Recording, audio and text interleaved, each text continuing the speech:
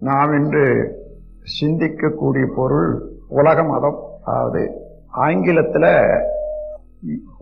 Holistic unity, world order of holistic யூனிட்டின்னுட்டு அதை register பண்ணி அதை ஆரம்பிச்சிருக்கோம். தமிழில் வேற மொழிபெயர்க்க முடியாது. நான் நேரடியாக உலக பொது அருள் நெறி சமயம்னு வச்சிருக்கோம். இது தொடங்கி 5 ஆண்டு இன்றையோட முடிவடையுது. நாளையிலிருந்து 6வது ஆண்டு பிறக்கிறது. இந்த நல்ல தினத்தில் நம் மதம் என்றதை பற்றி, சமயம் என்றதை பற்றி சிறிது ஆராய்வோம். மதம் என்றதுக்கும் சமயம் என்றதுக்கும் கருத்திலேயே அதனுடைய அர்த்தம் வேறு. மதம் என்றால் உயர்வுதாழ் மனப்பான்மை கொண்டு வழிநடத்தும் ஒரு இயக்கத்துக்கு மதம்னு பேரு. சமயம்னா உயர்வுதாழ்வு கிடையாது, எல்லாரும் சமம்தான். அதுக்காக அந்த மாதிரி நினைத்து கொண்டு வாழும் நெறியை வகுத்துக் கொள்வோம் என்ற போது அது சமயம். இந்திய நாட்டில் ஆதியில இருந்தது சமயம்தான். அது எப்படி தோன்றியதுன்னு பார்ப்போம். மனிதன், ஆதி மனிதனை கொஞ்சம் சிந்தனை செய்து பார்த்தீங்கன்னா எப்படி கண்டுபிடிக்கலாம் சொல்லுங்க? மின்சாரத்தை கழிச்சிடுங்க, உலோகங்கள் உபயோகிக்கிறோமே அதை கழிச்சிடுங்க, இன்னும் மற்ற பொருட்கள் எல்லாம் உற்பத்தி செய்து வீடு கட்டி கொண்டு வாழறமே அதையும் கழிச்சிடுங்க. இப்படி எல்லாம் பார்த்த பிறகு நெருப்பு இவைகளெல்லாம் கழிச்சிட்டு பார்த்தா மனிதன் எப்படி வாழ்ந்திருப்பான்னு பார்த்தா சாதாரணமாக இந்த விலங்கினங்களை போலயே காட்டுல, குகையில அல்லது மரத்தடியில அப்படிதான் இருந்து கூட்டம் கூட்டமாக வாழ்ந்தாங்க. 6வது அறிவு தானாகவே கொஞ்சம் கொஞ்சமாக உயர உயர உயர மனிதன் என்ற காரணத்தை அறியறது, எது ஒன்றை பற்றிய கொஞ்சம் சிந்திக்கிற ஒரு பண்பு வருது. அப்போ ஒரு செடியை பார்க்கறான். இந்த செடி எப்படி வளருது அவனுக்கு ஒரு விந்தை. அப்புறம் பிடுங்கிட்டு பார்க்கறான்.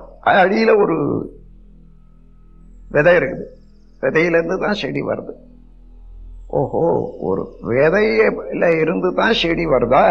அப்போ விதையை போட்டா செடி வரும்போது நினைச்சிட்டு ஒரு விதையை போட்டு பார்த்தான். விதையை போட்டுட்டு முதல் நாள் பார்த்தா மறுநாள் இல்லை. அப்புறம் கிளறி பார்த்தான், வெறும் விதை தான் இருக்குது. ஆனா கொஞ்சம் மழை பெஞ்ச இடத்துல பார்த்தா கொஞ்சம் முளை சாதாரணமா வர்றதை பார்க்கறான். அதுக்கப்புறம் வளர விட்டு மேல வளர பார்க்கறான். அதாவது தண்ணி, விதைய போட்டு தண்ணியை ஊத்துனா அதுக்கப்புறம் முளைக்கும்ன்றதை கண்டுபிடிச்சான். அப்படி ஒவ்வொரு விதையும் போட்டு தண்ணியை ஊத்தி அது எப்படி வளருதுன்னு பாதுகாக்க வேண்டிய பொறுப்பு வந்தது பாருங்க. இந்த இடத்துல திரிந்து கொண்டு இருந்தவன், கண்டபடியா அங்க எங்க திரிந்து கொண்டு இருந்தவன் அதையே கண்காணிக்கிறதுக்காக ஒரு இடமாக நிற்க வேண்டியதா இருந்தது. அப்போ வெயில், மழை இதெல்லாம் வர்றதுக்கு பாதுகாப்புக்காக அங்க இருக்கக்கூடிய தழை, ஓலை இவைகளை வச்சு கொண்டு பந்தல் போட்டு இருக்கக்கூடிய அந்த பந்தல் அன்னைக்கு போட்டான் பாருங்க. அதுதான் இன்னைக்கு பெரிய பெரிய கட்டடங்கள் வரையில மனித வாழ்க்கையில வளர்ந்து வந்திருக்குது. அன்னைக்கு விதை எப்படி, விதையில இருந்து மரம் எப்படி வருது, விதையில இருந்து விதை எப்படி போட்டா வரும்னுட்டு கண்டுபிடிச்சான் பாருங்க. விஞ்ஞானத்துக்கே அதான் அடிப்படை. முதல் விஞ்ஞானம் மனிதன் கண்டுபிடிச்சது விதையிலிருந்து செடி எப்படி வருது என்றதை கண்டுபிடித்து அதையே தானும் போட்டு அந்த செடியை வளர்த்து அதுக்கப்புறம் அதுல இருந்து அறுவடை செய்து, அதாவது பழங்களோ தானியங்களோ அறுவடை செய்து சாப்பிட ஆரம்பிச்சான். அதன் பிறகு இன்னும் சிந்தனை உயர உயர என்ன ஆச்சு? ஆமா, இதெல்லாம் நாம செய்தோம் போட்டோம் வருது, இது போடாதே வந்திருக்குது அந்த மரம். அது மாத்திரம் இல்ல, அது வளர்ந்து சின்னதா இருந்து இந்த பெருசு வந்தது.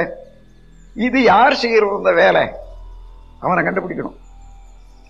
இந்த எண்ணம் வந்த போதுதான் எவ்வளவு காலம், எத்தனையோ காலம் அப்படியே எண்ணி எண்ணி எண்ணி தலைமுறை தலைமுறை தலைமுறையா வந்து எந்த ஆற்றலால இவைகளெல்லாம் வளருது, எந்த ஆற்றலால நாம் சாப்பிட்ட சாப்பாடு எப்படி உடலாக மாறுது, இந்த சிந்தனைக்கு ஒரு வழியை காண்ற போது அந்த சிந்தித்து சிந்தித்து சிந்தித்து வெளி உலகத்தில இருந்து உள் உலகத்தை, அதாவது மனதிலேயே இருந்து ஆழ்ந்து சிந்தனை செய்ய செய்ய செய்ய விரிந்த அறிவு இறை உணர்வு வரையில கொண்டு போய் விட்டுட்டு, அப்ப இறைவனை இறைநிலை என்பது முதல்ல பொருள்களை கண்டா, இந்த பொருட்களுக்கு அடிப்படையாக என்னன்னு பார்த்தா, அதுக்கப்புறம் பஞ்சபூதங்களா இருந்தா, பஞ்சபூதங்களை தாண்டி பிரம்ம இருப்பு நிலை என்றத தெய்வம் என்றது ஒன்று. அது எங்கு நிறைந்ததாக சுத்த வெளியாக அரூபமாக இருக்கிறது. அதனுடைய பகுதிதான் விண்ணாகி பஞ்சபூதங்களாயிற்று. அதனுடைய சேர்க்கையினால உலகங்களாச்சு. அதுல இருந்து உயிரினம் தோன்றி ஓரறிவுல இருந்து 6 அறிவு வரையில வந்தது என்பதை கண்டுபிடிச்சாங்க பாருங்க.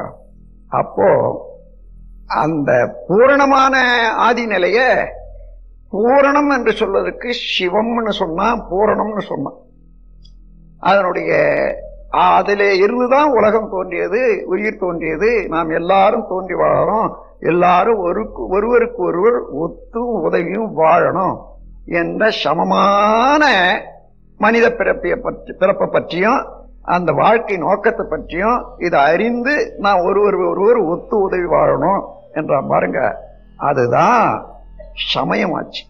எல்லாரும் ஒன்று ஒரே இடத்துல பிறந்தவங்க, அதை அடையணும், அறியற வரைக்கும் நான் ஒருத்தருக்கு ஒருத்தர் ஒத்துதவி வாழணும். இதுதான் சம பிளஸ் இஷம் சமயம். இந்த சமயத்துக்கு கொஞ்ச நாள் ஆச்சு. ஆக ஆக அந்த கடவுளை இவன் கண்டுபிடிச்சு சொல்றானே, அதாவது வேதாந்தம். வேதம் என்றது 5 பூதங்களை விரிக்கிறது. அதுக்கு முடிவான பரம்பொருளை சொல்வது அந்த வேதாந்தம். அந்த பரம்பொருள் எப்படி இருக்குது? இதுக்கு பின்னால வரக்கூடியவன் கேட்கிற கேள்வி இது. கண்டுபிடிச்சவன் ஒருத்தன், இப்ப கேள்வி கேட்கிறவன் அனாவசியமா கேட்கிறான். அவன் எவ்வளவோ கஷ்டப்பட்டு எத்தனையோ தலைமுறை போட்டு அதுக்கப்புறம் கண்டுபிடிச்சான் அது இப்படிதான் இருக்குது. அது எப்படி இவனுக்கு சொல்லுவான்? சொல்ல முடியல. அது ஒன்றுமில்லாத உருவமில்லாத அரூபமாக இருக்குது சொன்னா சரி. அப்படியானா உருவமில்லாத இருக்குன்னா எப்படி இருக்க முடியும்? அந்த உருவமில்லாததுக்கு ஒரு உருவம் கொடுத்ததுதான் இந்த சிவலிங்கம்னு வச்சிருக்கும் பாருங்க. அது இவன் அவன் உருவமில்லாதுன்னு சொன்ன போது சுத்த வெளியே நினைச்சான். அந்த உருவமில்லாததுக்கு உருவம் ஆகிற போது இங்க முகம் மூக்கு முகம் ஒண்ணும் இல்லாத லிங்கத்தை வச்சான். இந்த முறையை வைத்துக்கொண்டு ஒருவருக்கு ஒரு ஒத்து உதவி வாழ வேணும் என்ற போது அதுக்கு சைவ சமயம் என்ன கண்டுபிடிச்சது சிவம். அதை ஒட்டி வாழக்கூடிய வாழ்க்கைக்கு சைவ சமயம்னு வச்சான். இன்னும் சில நாள் ஆச்சு, சில காலம் ஆச்சு. நாள் என்ன, ஒவ்வொரு காலத்துக்கு எத்தனையோ ஆண்டுகள் போயிடுது, எத்தனையோ தலைமுறைகள் வந்தாச்சு. அந்த சிந்தனையில ஆமா இந்த சிவம் எப்படி இந்த இதெல்லாம் உற்பத்தி பண்ணிட்டு என்ற கேள்வியும் அது எப்படி இருக்குதுன்றதும் அப்ப சாதாரணமான விளக்கம் கொடுக்க முடியாத. அதன் பிறகு அதிலிருந்து தோன்றிய விண் சக்தி, அந்த சக்தியை விளக்க ஆரம்பிச்சாங்க. அந்த சக்தி தோன்றி அதனுடைய இணைப்பினால்தான் உலகம் தோன்றியது, அதனுடைய இணைப்பினால்தான் உலகம் ஆச்சு என்னட்டு விரிச்சு சொன்னாங்க பாருங்க. சக்தி என்றதுக்கு அதாவது தமிழ்ல பெட்டு என்றும் ஆளு என்றும் 2 வார்த்தை இருக்கு.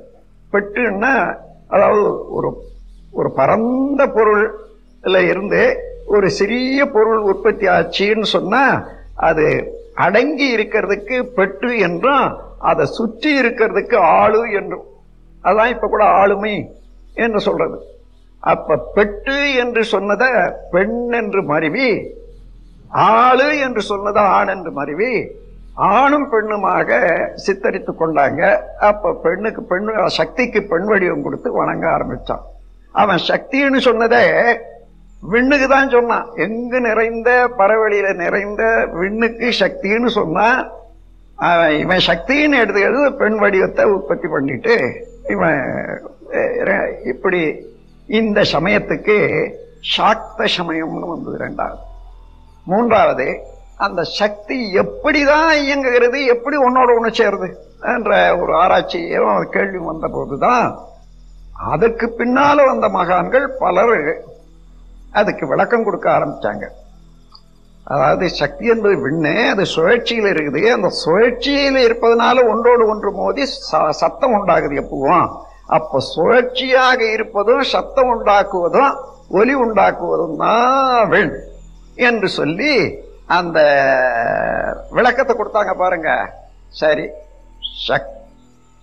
சுழலுக்கு சக்கரத்தையும் ஒலிக்கு சங்கையும் வச்சு அப்படி ஒரு உருவத்தை ஏற்படுத்தி கொண்டு சங்கு சக்கரம் இது சேர்ந்த கடவுள் தான் சக்தி என்றதுக்கு விளக்கம் கொண்டு வந்து அது வைணவம் என்று அந்த சமயத்தை வைணவம்னு சொன்னாங்க. அப்போ இதே இறை வழிபாடுதான்.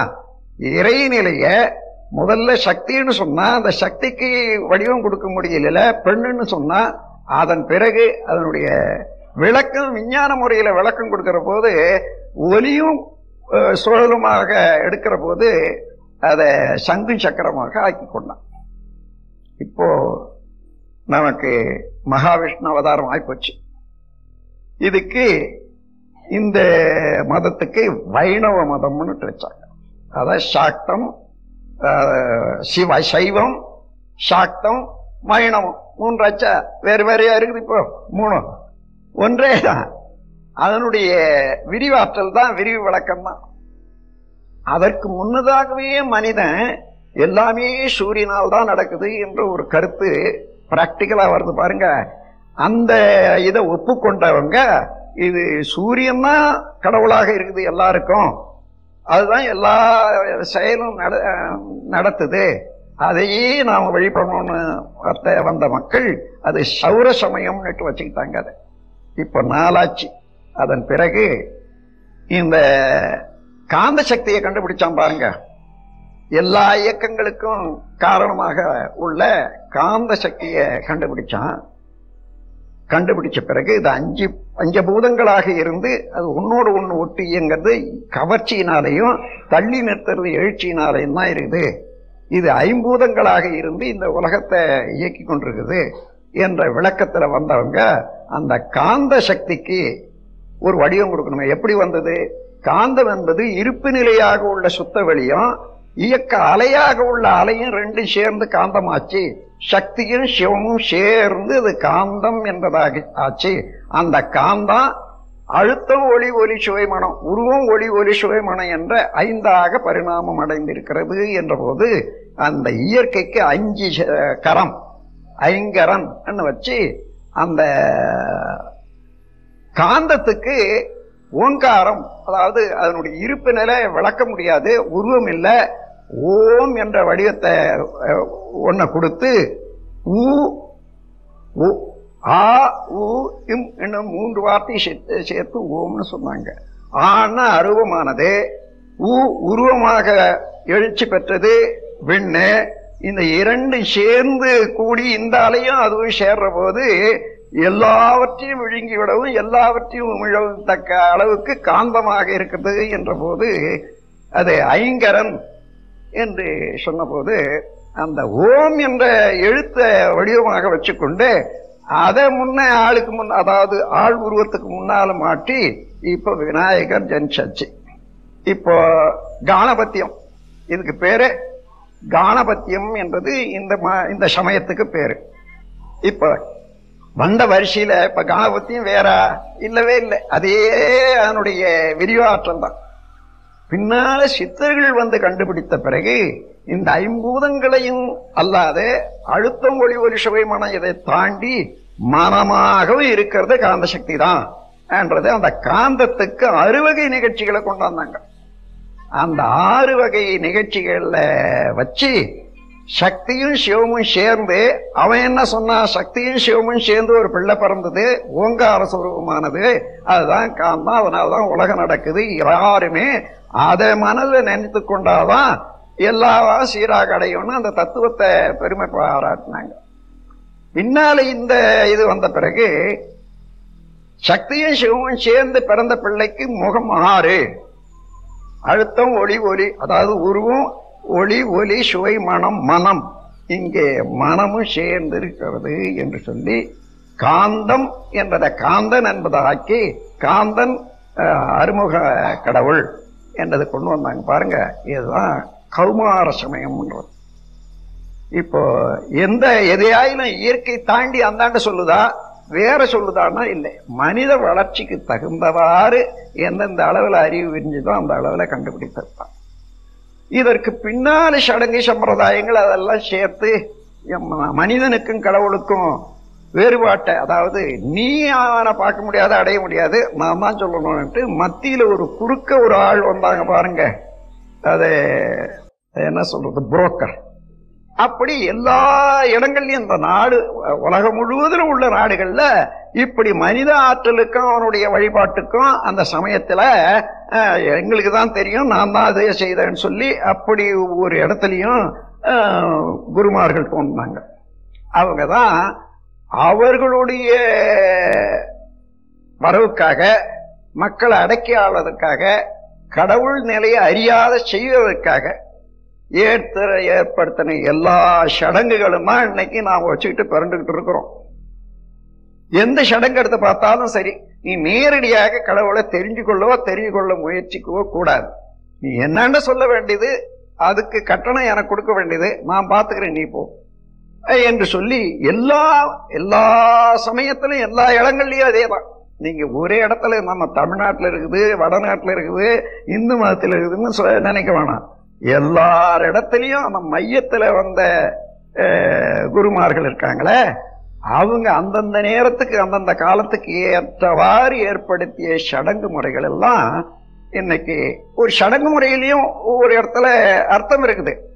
ஆனா காலத்தால தேவைப்படாதையும் போது பாருங்க, அந்த நேரமும் நாம பழக்கத்தினால அந்த சடங்கு முறை அப்படியே பிடிச்சுக்கிட்டே இருக்கோம். உதாரணமா இந்த கோயில்கள்ல விக்கிரகம் வச்சு வழிபடுறது, அதனால உருவ வழிபாடு இருந்தா அறிவை அந்த மாதிரி உருவமாக்கி கொண்டு அந்த மாதிரி ஒரு கற்பனையினால அவ்வளவு சக்தி இருக்குதுன்னு நினைச்சுக்கிட்டு வழிபட மனதுல உயர்வும் மனதுல அதை அடைய வேணும் என்ற ஒரு ஆற்றல் உண்டாகும் என்பத ஒரு சைக்காலஜில உருவ வழிபாடுகளை ஏற்படுத்தினாங்க.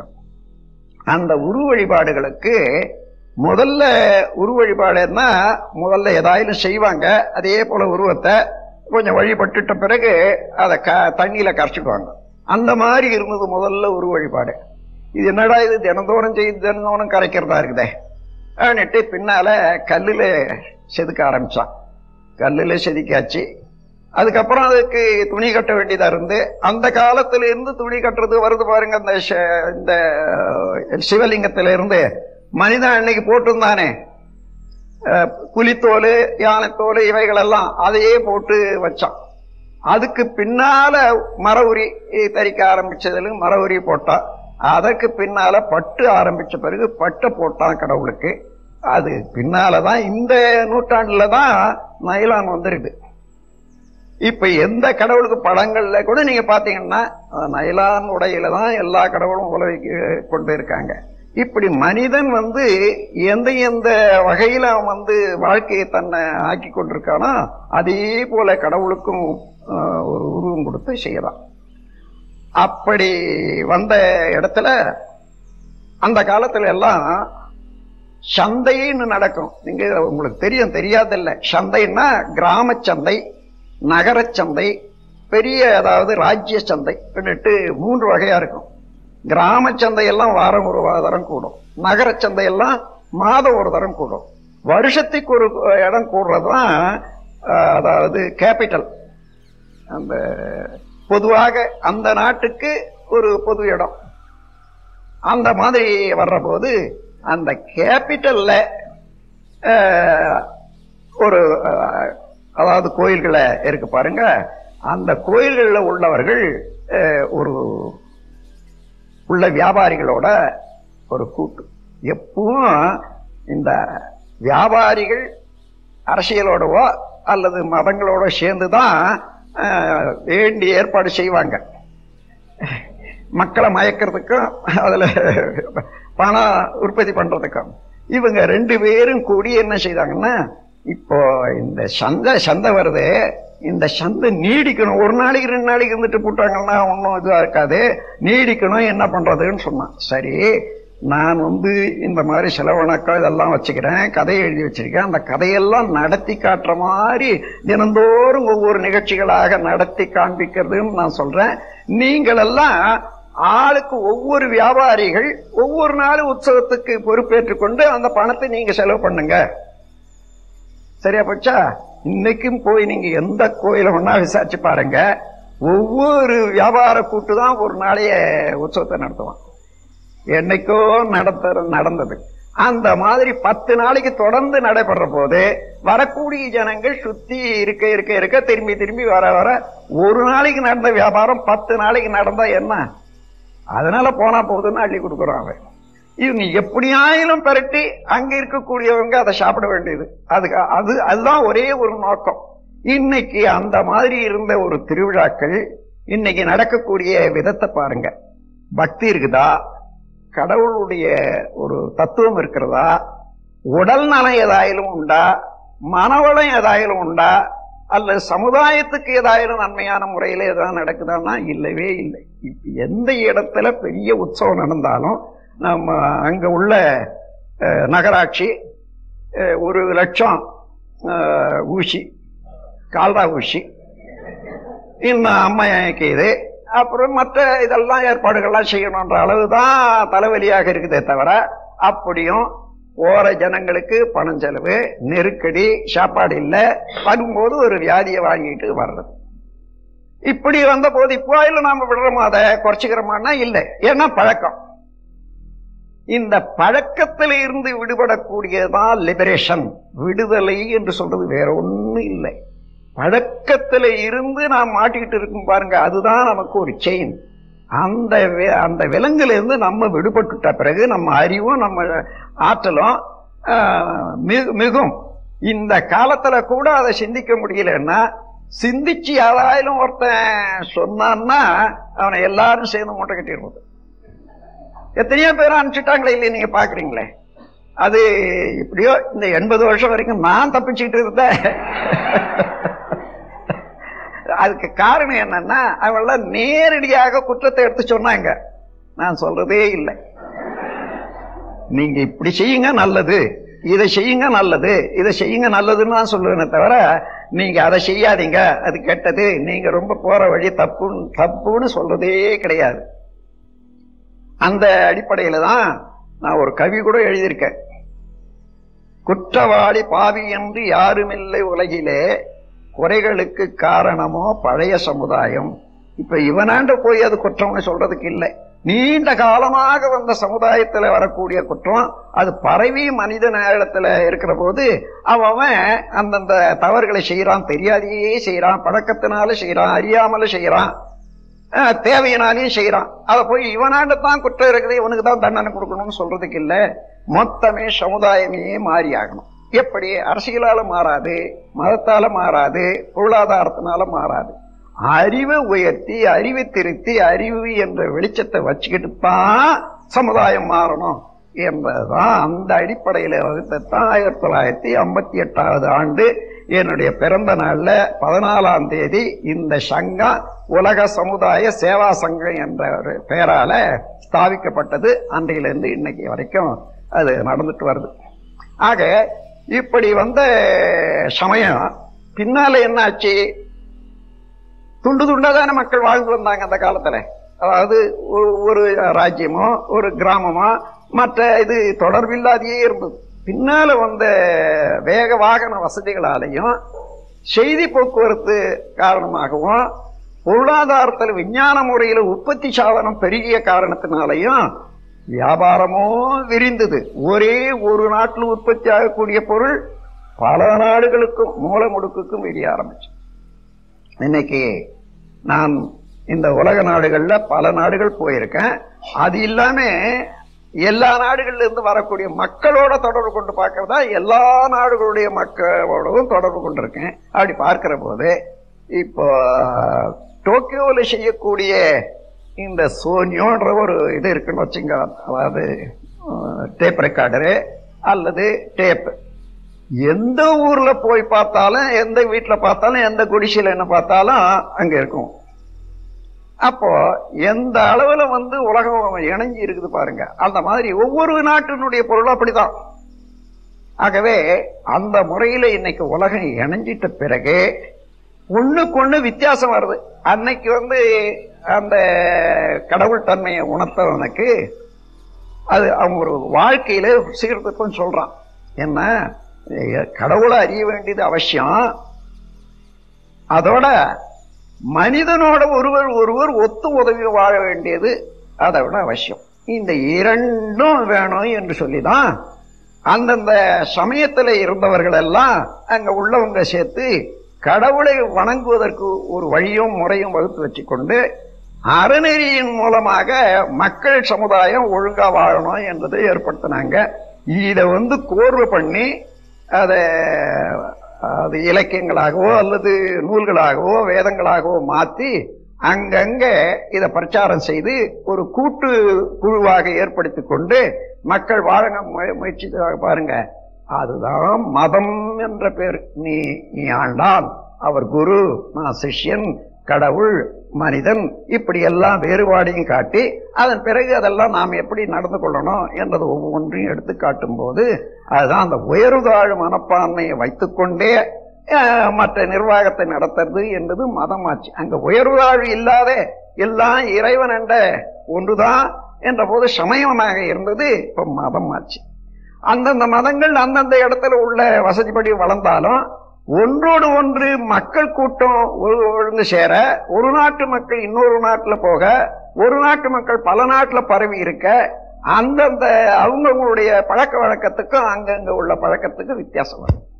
அப்பதான் இவன் வேற பிரிகிறான், அவன் வேற பிரிகிறான். நான் என்னுடைய மதம் இது, உன்னுடைய மதம் அது, நீ அதை தான் செய்யணும், நான் அதை தான் செய்யணும், அது எனக்கு இப்படித்தான் இருக்கணும், இப்படித்தான் இருக்கணும். அதுல இருந்து ரெண்டு பேரும் கூட முடியாத இந்த உலகத்துல எந்த இடத்துல அதிகமான நம்மளுடைய மத பற்றுடையவர்கள் சேர்றாங்களா அவங்க ரெண்டு பேருக்கு இடையில குறுக்கு பகை, பிணக்கு, உதை, அடி, கொலை, குளோஸ், இப்படி நடந்த யுத்தம் எத்தனை மதத்தால என்றது சரித்திரம் படிச்சவங்களுக்கு தெரியும்.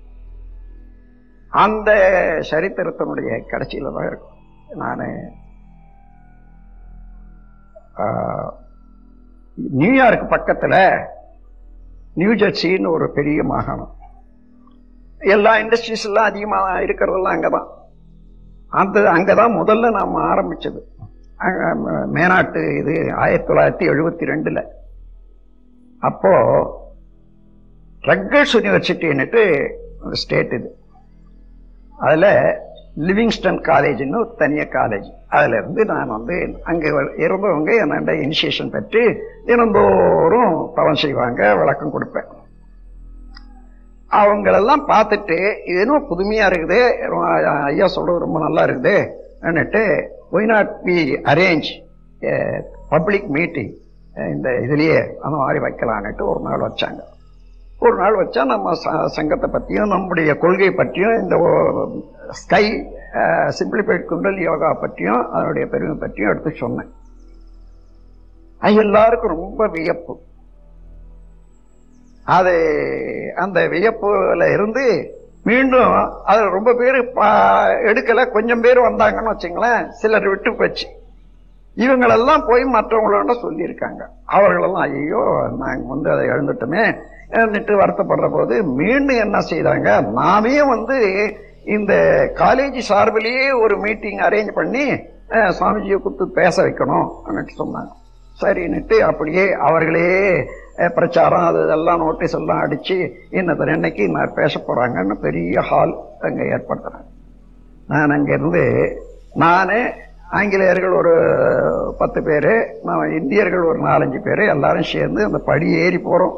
ரக்கர்ஸ் யூனிவர்சிட்டி படியில ஒரு அன்பர் சொல்றாரு, சந்திரகாந்த குட்டேன்னுட்டு அவரு இந்த மகாராஷ்டிரா சேர்ந்தவர். அவர் சொல்றாரு இன்னொருத்தர் பார்த்து, Sharma is it not wonder என்னாரு. சர்மா சொன்னாரு, என்ன வாட் இஸ் ஒண்டர் என்னாரு. So Swamiji has not gone to even elementary school, but now he is invited to give a lecture in the Rutgers University, very famous university in USA. Is it not wonder? இதுல wonder ஒண்ணு இல்ல, நடக்கிறதா இப்ப நடக்குது, இதுல ஒண்டரே ஒண்ணு இல்லையேன்னு சொல்லி அவர் சொன்னாரு. Oh this very happy date சொல்லிட்டு இட்டுட்டு வந்தாங்கன்னு வச்சோம். நான் எல்லா விளக்கமும் கொடுத்தேன். அப்போ இந்த ஸ்காலர்ஸ் நிறைய கேள்விகளை கேட்டாங்க, எல்லா ரிசர்ச் ஸ்காலர்ஸ். அவ்வளவு கேள்விகளுக்கும் பதில் சொல்லிக்கிட்டே வரும்போது, it is true, you have proved, Swamiji, I already hear that you are having ready-made answer to all questions. You have proved now சொன்னாங்க ஒருத்தன். அதுக்கப்புறம் இன்னொருத்தன் சொன்னா, perhaps Swamiji would have studied more and சொல்லிட்டு, Swamiji, we want to ask you one question. Did you study world history? இப்படி ஒருத்தன் கேட்டான். எனக்கு என்ன வேர்ல்டு ஹிஸ்டரி எனக்கு என்ன தெரியும்.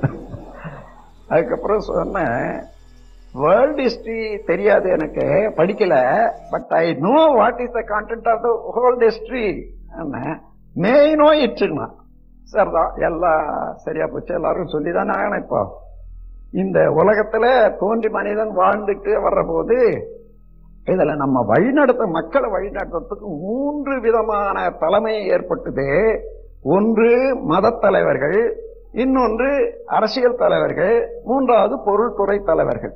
இந்த 3 தலைமையில தான் இன்னைக்கு உலகமே நடந்துட்டு வருது. among these people, those who are barbarous politicians, greedy industrialists, superstitious religious heads, they have committed all kinds of crime towards mankind. All are collected in one volume, and now we are reading them as world history. இந்த கரவொலி அடக்கிறதுக்கு 1 நிமிஷம் நேரம் ஆச்சு. Simple wording தான், ஆனா சோற்று சோற்று சோற்றுன்றாங்க. அதாவது இந்த உலகத்துல இது வரைக்கும் நாம வேர்ல்டு ஹிஸ்டரின்னு நாம படிச்சுட்டு வர்றதுக்கு என்னமோ பிரமாதம் பண்ணா, சுவாமிஜி இப்படி பண்ணிட்டாரு பாத்தீங்களா.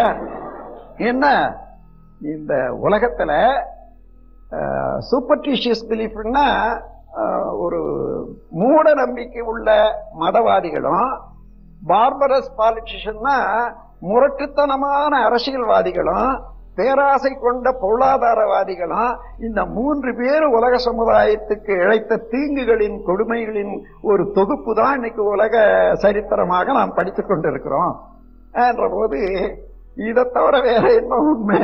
அவெல்லாம் எல்லாரும் படிச்சிருக்கானே. அந்த மாதிரியில அப்படி இது உங்களுக்கும் சொல்றேன், இதுதான் இந்த உலக நீதி. இந்த இடத்துல இப்ப மதம் என்பது ஆரம்பிச்சது வேற, சமயமாக ஆரம்பிச்சது, மதமாக இருந்தது.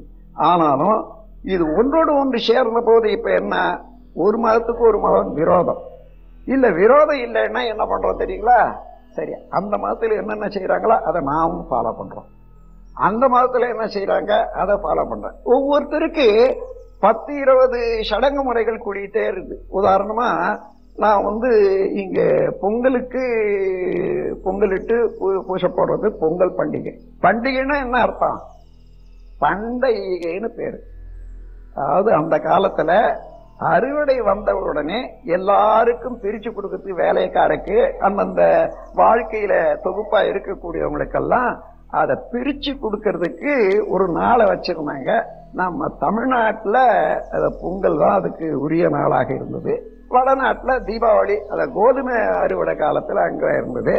இங்க கேரளத்துல இந்த ஓணம் பண்டிகை வருது பாருங்க, அப்பதான் அந்த காய்கறிகள் அதெல்லாம் வளர்றது, அவங்க அந்த பண்டிகையா வச்சிருந்தாங்க. இந்த பண்டிகை என்ன நாளாவட்டத்துல ஆயிப்போச்சு. இப்போ அங்கங்க, அதாவது கேரளத்துல இருந்து இங்க வந்திருக்காங்கன்னு வச்சுங்க, நம்ம அண்டை வீட்டுல இவங்க பொங்கல் கும்பிடுறாங்களே, இந்த பொங்கலை பார்த்து அவனும் பொங்கல் எடுத்துக்குவான். அவன் ஓணம் பண்டிகை கும்பிடுறானே, அதை பார்த்து இவனை எடுத்துக்குவான். இப்ப ஒவ்வொரு பண்டிகை இருந்து 2 ஆச்சு. இன்னும் வடநாட்டுல போவான், இந்த 2ஓட சேர்ந்து இதை விடாதிய இன்னொன்று 3 தீபாவளியை எடுத்துக்குவான். இந்த மாதிரி பண்டிகைகளையே இப்ப தலையில ஒவ்வொருத்தர் குடும்பத்திலையும் பாரமாயி ஒவ்வொரு சடங்கு சம்பிரதாயத்திலையும் வேஸ்ட் ஆயிட்டே இருக்கிறதுன்னு பாத்தீங்கன்னா, இப்படிதான் ஒற்றுமையாக மனம் ஒத்து இருக்கிற போது பலுவை ஏத்திக்கிறாங்க, இல்லைன்னா வெறுப்படைகிற போது வெட்டி குத்தி அடிபட்டுருக்காங்க. இதுதான் மதங்களுடைய வேறுபாடும் ஒற்றுமையும் இருக்கு. இவைகளெல்லாம் சிந்தனை பண்ணி பார்க்கிற போது இதெல்லாம் வெறுப்படைகிறதுக்கே இல்லை. நாம் இதுதான் உலகம் வந்த வழி. இந்த வழியே நான் இவங்களோட எல்லாம் தப்பிச்சுக்கிறது எப்படி ஒண்ணு முதல்ல அந்த தந்திரத்தை தெரிஞ்சுக்கலாம். அதன் பிறகு இதுல என்னென்ன முறையில நாம் நல்ல கருத்துக்களை புகுத்தி இது மாறுதல் அடையணும். உலகம் ஆளை தனியா மாற்றி திருத்தவே முடியாதுங்க. அந்த அவருடைய கருத்து மாறுற அளவுக்கு என்ன செய்யணும் என்பதை அவ்வப்போது இந்த அறிவியல் துறை வந்த பிறகு இன்னும் ரொம்ப சௌகரியமா இருக்குது. விஞ்ஞானத்தை மூலமாகவே அறிவை புகுத்தலாம். அது கல்வியில புகுத்திட்டோம்னா எந்த விளக்கமும் 4ஆம் வட்டத்தில் நல்லா வரும். ஆனா கல்வியில புகுத்தணும்னா இன்னைக்கு அரசியல் ஒத்துக்கணும், விஞ்ஞானிகள் ஒத்துக்கணும். இல்லைன்னா கல்வி எந்த கல்வியும் விஞ்ஞானிகளும் அரசியலும் ஒத்துக்கலைன்னா முடியவே முடியாது. இதுல முட்டாள்கள் எவ்வளவு பேர் இருக்கா, அறிவாளி எத்தனை பேர் இருக்கான். அவன் அந்த அறிவாளியாக இருக்கக்கூடியவன் கொண்டு வந்தான்னா அந்த முட்டாள் ஒரே அடியா தடையாத்தான் செஞ்சுவான். அது நம்முடைய மனித இனத்தினுடைய துர்பாகியம். இன்னொன்னு என்னன்னா, அந்த நாள்ல இருந்து இந்த நாள் வரைக்கும் அறிவாளிகள் தான் சட்டங்களை எழுதனா, அரசியல் முறைகள் எல்லாம் எழுதனா, வேதங்கள் எழுதனா, எல்லாம் எழுதனா. அதை நிர்வாகம் செய்யற போது கொஞ்சம் கொஞ்சமா கழுத தேஞ்சி கட்டெரும்பாச்சின்னுட்டு முட்டாள்களாட்ட வந்திருக்குது. இப்போ அப்போ உயர்ந்த ஒரு பொருள் சாதாரண மக்களாண்ட இருந்தா அவன் தேவைக்கு தகுந்தவாறு திருப்பி திருப்பி திருப்பி அந்த மாதிரியான நிலையில இருக்கிறதுனால இதுல இருந்து நாம் எப்படி வாழணும் என்று தெரிந்து கொள்றதுக்காக பார்க்கிற போது இந்த மதங்கள்ல உள்ள வேறுபாடுகள் எல்லாம் என்னன்னு பார்க்கணும். கடவுளுக்கு பேரை சொல்றான். ரெண்டாவது அந்த மதத்துக்கு ஒரு பேரை வைக்கிறான். மதத்துக்கு பேர் வச்சுக்கிட்டதுன்னா மதத்துக்கு பேரே கிடையாது. மதம் என்ன, இறைநிலையை உணர்றது, அறநெறியில வாழ்றது, இதுதான் மதங்கள். அன்னையிலிருந்து இன்னை வரைக்கும் அந்த எல்லா மதங்களுக்கும் அடிப்படை கருத்து என்ன, இறை உணர்வு, அறநெறி. இந்த ரெண்டு தானே. அதுக்கு சடங்கு சம்பிரதாயங்கள்லாம் கோத்தது அவங்கவுங்க செய்தது இருக்கட்டும். இந்த இரண்டு தான் எல்லா மதங்களுக்கும். அத ஒத்து பார்த்தோம்னா இப்ப எந்த வழியிலயும் ஒரு மனிதன் கும்பிடுறான்னு வச்சுங்க, ஒரு காடன் மாடன் அல்லது அந்த தேவி கங்கம்மா அப்படின்னு எதுவா இருந்தாலும் அவன் மனதால அதை வடிவமைத்து தானே கும்பிடுறான். அப்ப கும்பிடுற போது அவனுடைய அறிவைத்தான் கும்பிடுறானே தவிர வேற ஒரு பொருளும் வணக்கத்துக்குரியது உலகத்துல இல்லவே இல்லை. எந்த மதத்துல ஓ அகண்டாகாரமான பொருளே என்று நினைச்சான்னு வச்சுங்க, அவனுடைய அறிவை தான் அகண்டாகாரமாக்கி வணங்குறான். அது இல்ல இந்த மாதிரியான கன்னியம்மா அன்னிட்டு ஒரு சிலையை வச்சு வணங்குறான்னு சொன்னாதான் அவனுடைய அறிவை தான் அது வாங்கி வளர்க்கிறான். அப்ப யார் எந்த வடிவத்துல எந்த குணத்துல வழங்கினாலும் அவனுடைய அறிவைத்தான் வணங்குறான். ஆகையினால அறிவை அறிவிக்கக்கூடிய அறிவிப்பை நாம் கொடுக்க வேண்டியது நம்ம வேலை. அதுதான் அறிவு கோயில்ன்ட்டு அந்தந்த கடவுளுக்கு பல கோயில்கள் கட்டின மாதிரி அறிவுக்கு அறிவை அறிவதற்காகவே செய்யக்கூடிய பயிற்சிக்கு ஒரு கோயில் வேணும் என்ற அடிப்படையில தான் நம்ம அறிவு கோயிலை நாம் இங்கே ஏற்படுத்த. இங்க அந்த அறிவு எங்க இருந்து எப்படி செயல்படுது மனமாக, அந்த மனதிலேயே அடங்கி அறிவை அறிந்து அந்த இடத்துல அறிகிற போது இதேதான் எங்கும் உள்ளது, எல்லாவற்றுக்கும் உள்ளது. ஆகவே ஒருவருக்கு ஒருவர் ஒத்துமையாக வாழணும் என்ற எண்ணம் கொண்டு வர்றதுக்கு இப்ப எதிர்காலத்துல எல்லாருமே அறிவையும் அறியணும். அறிவை அறிந்த பிறகு அந்த அறிவை தான் இறைவனாகவும் இருக்கிறது என்பதையும் அறியறதுக்கு இந்த காந்த தத்துவமா நல்ல வெட்ட வெளிச்சமா நல்ல திறமையாக எல்லாருக்கும் உணர்த்தி வைக்கும். ஆனாலும் கொஞ்சம் போக போக சிந்தனை செய்யணும். ஏன்னா நாம பழகிய பழக்கத்தினால எந்த எந்த கடவுளும் எந்த குணமும் நாம் நினைச்சு இருந்தோமா அதுவே தான் அடிக்கடிக்கு நிற்கும். அது பாட்டுக்கு அதுவும் இருக்க வேண்டியதுதான். அதுக்கு மேலான உண்மையான கடவுள் எது என்று உட்பொருளை உணர்ற ஒரு ஆர்வம் எல்லாருக்கும் இருப்பதனால அந்த பொருளையும் உணரணும். உணர்ந்துட்ட பிறகு இது தானாக இதெல்லாம் அந்தந்த கால தேவைக்காக ஏற்பட்டது, அது பாட்டுக்கு அது வளர்ச்சி பெற்ற வரைக்கும் சரி, இனிமே தேவையான வரைக்கும் இருக்கும், அது தானாகவே சரியாயிடும். அது இல்லை என் வேலை.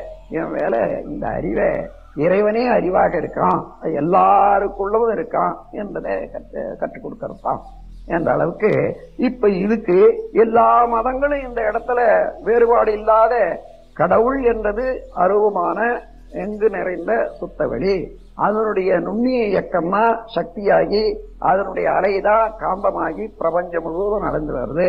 அதுதான் மனதுல மனமாக இருக்கிற போது அலையாகவும் அறிவாக இருக்கிற போது நிலையாக இருக்கிறது என்பதை உணர்ந்து கொண்டாங்கன்னு வச்சுங்க. 4-5 தலைமுறை 10 தலைமுறை கூட போட்டோம். அப்படி உணர்ந்து கொண்டா அந்த உணர்ந்து கொள்ற போது அந்த மனிதன் யாரு, நான் யாரு, அந்த ஜீவன் யாரு, நான் யாரு, ஒருவனேதான் வந்த பிரிவுல இந்த முனையில இப்படி வேறுபட்டிருக்கிறோம், அந்த அடியில எல்லாம் ஒன்றுபட்டிருக்கிறோம் என்ற உணர்வு வரும் வரையில இந்த குழப்பங்கள் எல்லாம் இருக்கும். ஆகையினால இது எல்லாரும் எல்லா மதத்தில் உள்ளவர்களும் ஒன்று சேருங்கள் என்று நாம் சொல்றதுக்கு ஒரு இயக்கம் வேணும் இல்லையா? அதுதான் world order of holistic unity என்றதை ஏற்படுத்தி லாஸ் ஏஞ்சலஸ்ல 2 வருஷத்துக்கு முன்னதாகவே அங்கு ஒரு நிலையத்தை ஏற்படுத்தி அந்த நாட்டு சட்டப்படி ரிஜிஸ்டர் பண்ணியிருக்கோம். ரிஜிஸ்டர் பண்ணி அதுக்கெல்லாம் இன்கம் டாக்ஸ், விதி விலக்கு இவைகளெல்லாம் வாங்கியிருக்காங்க. எனவே அதனுடைய கிளையாக இங்க வேணுமே இந்த நாட்டில் வந்த போது நம்ம நாட்டிலையும் அந்தந்த இடத்துல ஒண்ணு வச்சு நடந்துட்டு வருது. கும்பகோணத்திலையும் அது நடக்குது. என்னுடைய எண்ணம் என்னன்னா, கும்பகோணத்துல இந்த அத்வைத பிலாசபிய உலகத்துக்கு கொண்டு வந்து மனிதனுக்கு உணர்த்த ஒரு மகான் சங்கராச்சாரியார் தான். அவரை போல தெளிவாக, அதுக்கு முன்னே வேதம் இருந்தது, அந்த வேதத்தினுடைய உட்கருத்தை நல்ல மாதிரி மக்களுக்கு உணர செய்ததுல சங்கராச்சாரியாரை தவிர வேற ஒன்றும் யாரையும் நான் சொல்ல முடியாது. அப்பேற்பட்ட மகானுக்கு என்ன 32 வயசுல காலி. அதுவரையில என்ன ஜாதி பிரஷ்டம். அம்மாவை அடக்கம் செய்யறதுக்கு யாரும் ஒருத்தரும் வரல. அப்புறம் துண்டு துண்டா வெட்டி தானா எடுத்துட்டு போய் வச்சு தகனம் பண்ணக்கூடிய அளவுல அவருக்கு வந்த கஷ்டங்கள் இதெல்லாம் சரித்திரபூர்வமான உண்மைகள். அந்த மாதிரி மதவைக்கு உள்ளாக இருக்கக்கூடிய இந்த நாட்டுல ஒற்றுமையான மனப்பான்மை வரணும்னு சொன்னா அறிவை அறிந்து எல்லோரும் ஒன்றுதான் என்றதை உணர்ந்து கொண்டு அதாவது கீதையை படிக்கிறான். நான் ஒளியாக இருக்கேன், எங்கு நீக்கமாக நிறைந்திருக்கேன், என்ன அறிந்து கொள்ள உள்ளவன் யாரோ அவனை நான் விட்டு நீங்குவதில்லை, அவன் என்னை விட்டு நீங்குவதில்லை என்றது அந்த ஒரு வாக்கியத்தினுடைய விளக்கமா எல்லாம். ஆனா அதை படித்துக்கொண்டு பார்த்தோம்னா நம்ம காந்த தத்துவத்தில் நீங்க படிக்கிற போது இதனுடைய விரிவுரையாகவே அதை உண்மையாகவே உணர்றதுக்கு தவம் இல்லைன்னா உணரவும் முடியாது. அப்போ தவத்தின் மூலமாக ஒடுங்கி நின்று உணர்ந்து தெளிந்து இப்படி சில தலைமுறைகள்ல விரிவு வந்த பிறகுதான், அறிவு விரிவு வந்த பிறகுதான் இந்த தேவையில்லாதெல்லாம் தானாக மாறணுமே தவிர தேவையில்லாத மாற்றணும் என்ற போது அது புரட்சி. அதனால்தான் குழுவாக சேர்ந்து கொண்டு ஒரு சமுதாயத்தை மாற்றணும் என்ற ஒரு செயல் திட்டத்தோட வர்ற போது அதுக்கு புரட்சின்னு பேரு. நாம் அப்படி முடியாதுன்னு இருந்து எல்லாரும் அவரவர்களாக மாறணும், அதுக்குரிய சூழ்நிலையும் அறிவியும் தான் கொடுக்கணும்னு வர்ற போது இது திரட்சி நிலைன்னு சொல்றோம். திரட்சி முயற்சி, எல்லாரும் ஒன்று சேரணும் என்ற அளவில் அந்த இதுல இந்த சமயத்துக்கு ஒரு பேர் வேணுமே இல்லையோ? ஏற்கனவே சைவ சமயம், சாக்த சமயம், வைணவ சமயம், சௌர சமயம், விநாயகர் அதாவது கானபத்தியம், கௌமார சமயம்னா 6 சமயம் வந்தாச்சு. அவன் சண்டை போட தான் தெரியுமே தவிர அது தப்பு இது தப்பு இது தப்பு இல்லாததான் பிடிச்சுக்கிட்டு ஆமா சண்முகம்னா 6 தலை, சரி 6 தலைன்னா அப்ப கை எத்தனை இருக்கணும்? 6 12 இருக்கணும். அதோடதான் இந்த 12 எங்க நிக்கும்? இது இந்த சிற்பிகளுடைய ஒரு அறிவு. இவங்க எல்லாரையும் மீண்டு அந்த ஒரு உடம்புலயே 6 தலையை ஓட்ட வச்சிடும். அந்த 12 கையும் 12 ஆயுதங்களை வச்சுட்டு இருக்கான். அது அவனுடைய இது. ஆனாலும் ஒரு மகான் நம்ம நாட்டில் கொஞ்ச காலத்துக்கு முன்ன தோன்றி திருப்புகழ் எழுதிய மகான் பேரு அருணகிரிநாதர். அவர் எல்லாவற்றையும் இந்த காந்தனை பற்றிய சண்முகத்தை பற்றிய படிச்சுட்டே சண்முகம் ஆறுமுகம் தான் எல்லாரும் சொல்றாங்க, எல்லாரும் எழுதுறாங்க. ஆனா எனக்கு ஒண்ணும் விளங்கலையேன்னு ஒரு பாட்டுல சொல்றாரு அந்த கவி எல்லாருக்கும் தெரியும். ஏறு மயில் ஏறி விளையாடு முகம் ஒன்று. அந்த கதையை பார்த்தோம்னா மயிலேறி வந்தான்னு சொல்ற போது ஒரு முகம் தான் இருக்குது. ஈசனோடு ஞான மொழி அவருக்கே ஞானம் கற்பிச்சாங்கன்னு சொன்னாங்களே, அப்ப கூட ஒரு முகம் தான் இருந்திருக்குது. கூறுமடியார்கள் வீணை தீர்த்த முகம் ஒன்று, அங்கேயும் ஒண்ணுதான். குன்றுருக வேல் வாங்கி நின்ற முகம் ஒன்று, மாறுபட சூரனை வதைத்த முகம் ஒன்று, வள்ளியை மனம் உணர வந்த முகம் ஒன்று. எங்கேயுமே ஒரு முகத்தை தான் நான் பார்க்கிறேன். ஆறுமுகமான பொருள் நீ அருளல் வேண்டும், ஆதி அருணாச்சலம் அவன். அவர் என்னண்ட வந்திருக்கோம், அவர் காலத்துல நான் இல்லை. ஆகவே அவர் அறிய முடியாத வேண்டி இருந்த ஆறுமுகத்தினுடைய பெருமையை தான் இப்ப நான் விளக்குறேன். அந்த ஆறுமுகமானது உருவம், ஒளி, ஒலி, சுவை, மனம், மனம், இந்த ஆறுமுகம் தான் பிரபஞ்ச இயக்கத்துல முக்கியமானது. இதுக்கு காரணமான பொருள் இருப்பு நிலையாக உள்ள சிவமும், அதுல இருந்து எழுச்சி நிலை பெற்ற சக்தி அலையும், இது இரண்டும் தான் காந்த சக்தியாகி இந்த பிரபஞ்ச நிகழ்ச்சிகள் எல்லாவற்றையும் நடத்தி வருகிறது. இதை உணர்ந்து இந்த தத்துவத்தின் கீழே இதை விஞ்ஞானிகளுக்கு யூனிஃபைட் போர்ஸ்ன்னு கொடுக்கிறேன். நம்ம வேதாந்திகளுக்கெல்லாம் இது பிரபஞ்ச ஒருங்கிணைப்பு தத்துவம்னு சொல்லி இப்ப விளக்கிட்டு வர்றேன். ஓரளவுல கொஞ்சம் திகைக்கிறாங்க, இன்னொரு சாரார் அதை வெறுக்கிறாங்க கூட. ஏன்னா நீங்க என்ன இவ்வளவு வெட்ட வெளிச்சம் ஆக்கிட்டீங்களே, யார் என்ன கடவுளை பத்தி என்ன மதிப்பாங்க, என்ன கடவுளை பத்தி என்ன மதிக்கிறது, இப்போ இது நான் மதிப்பா கெட்டுடுறேன். அந்த மாதிரியான ஒரு எதிர்ப்பு எல்லாம் இருக்குது. ஆனா நாலாவட்டத்துல உண்மை நிலையே நாடி போற போது, ஆனா அந்த காலத்துல என்னன்னா ஒரு தகவலாக ஒரு பிரச்சாரம் வரான், ஒரு கருத்தை அடிப்படையாக வச்சு போதிக்கிறான், அவனை க்ளோஸ் பண்ணிட்டா சரி, அதோட அத மாதிரி நின்று போச்சு.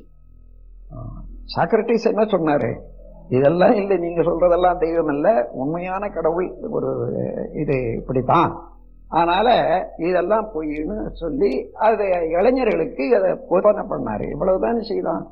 கடைசியில சாவர வரைக்கும் விஷத்தை குடிச்சு சாப்பிடணும்னு தானே வச்சாங்க. அது மாதிரி ஒவ்வொரு இடத்துலயும் அதே போலதான் நடந்து போச்சு உண்மை. அதுல இது தவறு அது தவறுன்னு சொல்லாதையே எது சரியோ அதை விருத்தி செய்து அதை விளங்க வைக்கிறது என்ற ஒரு நுட்பமான பாணியை, ஒரு புதிய பாணியை நாம வளர்த்துக்கொண்டோம். அதனால யார் பேர்லயும் நீங்க கூட பேசும்போது ஒரு சிறப்பாகவும் உயர்வாகவும் தத்துவத்தை பேசலாம், தவத்தை பத்தி பேசலாமே தவிர அவர்கள் பின்பற்றக்கூடிய மதத்தையோ சடங்குகளையோ பற்றி குறைத்து பேசவே வேண்டாம். அதுல ஒரு வெறுப்புணர்ச்சியும் சண்டையும் சச்சரவும் தான் வருமே தவிர ஒன்றும் பயன் இல்லை. அதனால அதை கொஞ்சம் நினைவு வச்சுங்க. இப்போ நீங்க கணவன் அல்லது மனைவி இந்த மன்றத்தில் சேர்ந்து அறிவு வழக்கம் நல்லா பெற்றிருக்காங்க. இன்னொரு சாராரு, அதாவது அடுத்த தன்னுடைய வாழ்க்கை துணைவர் வேறு வழியில போற போது ரொம்ப குறைவா தெரியுது, அறிவுக்கே குறைவா இருக்குது, சூப்பர்டிஷியஸ் பிலீவ் அது மாதிரி இருக்கு. இருந்தாலும் நீ இந்த மாதிரி சொல்ற, உனக்கு அறிவே இல்லை அப்படின்னு சொல்லிட்டீங்கன்னா போச்சு.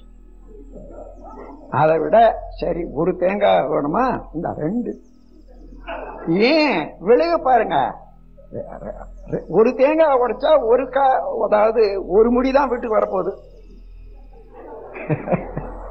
ரெண்டு உடைச்சா 2 முடி வரட்டுமே, அந்த அளவு லாபம் தானே, அந்த அளவுல தான் இருக்கணுமே தவிர இது திருத்தம்னு சொல்றது அடியோட குற்றத்தை எடுத்து சொல்லி திருத்தவே முடியாது உலகத்தை. அதை தெரிந்து கொண்டா நாம நுட்பமாகவும் எல்லாருக்கும் எவ்வளவு தூரம் விளக்கம் கொடுக்க முடியுமோ தெரிந்தவரும் செய்துட்டு, எங்களுக்கு தான் தெரியும், எங்களுடைய சங்கம் தான் உயர்வு, நாங்க போறதான் பாததான் நல்லதுன்னா அங்கேயும் இதே ஈகோ தான் பிறரை வெறுப்படைய செய்யும் என்பதை கூறி, இந்த வெறுப்படைய செய்யாத மனிதனை மதிக்கணும். கடவுளை கூட நீங்க கடவுளை மதிக்கணும்னா, கடவுள் இப்ப சரியானபடி ஒரு மொழி வழியில சொல்லணும்னா, with sophisticated mechanism is representing as man.